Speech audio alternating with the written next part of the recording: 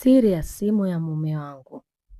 Katika mji mdogo wa Kalimani aliishi mwanamke mmoja aitwaye Neema.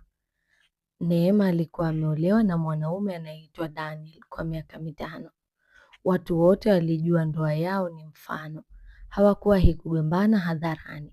Na Daniel alikuwa mume anayeheshimika sana. Lakini kuna kitu kilianza kumbadilisha Daniel. Kila usiku alikuwa akipokea simu saa 6.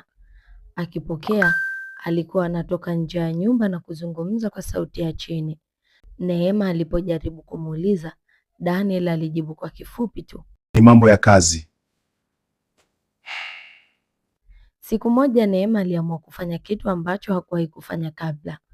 Aliangalia simu ya mume wake. Ndani ya simu kulikuwa na jina lililohifadhiwa kama Dokta, lakini mazungumzo yalikuwa ya ajabu. Usisahau kesho ni siku yake. Lazima akajue ukweli. Neema alihisi moyo wake unadunda kwa kasi. Akajiuliza, ukweli gani?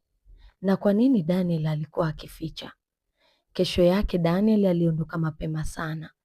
Neema alimfuata kwa siri hadi hospitali ya mji. Ndani ya hospitali, Daniel alikuwa akiongea na daktari kwa huzuni.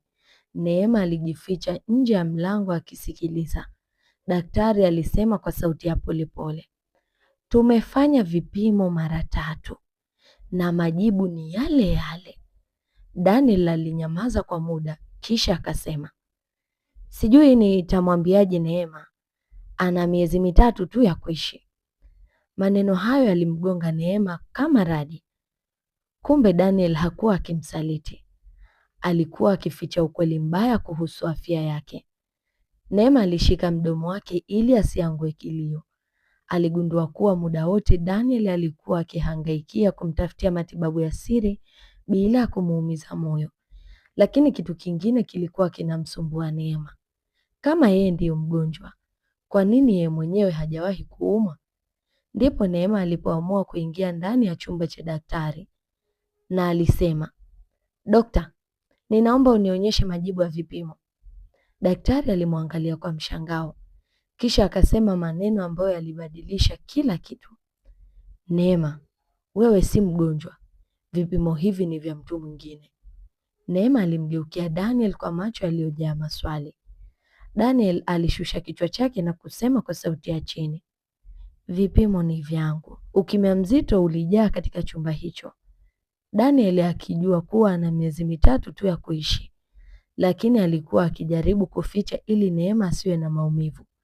Na hapo ndipo Neema alitambua kitu kimoja.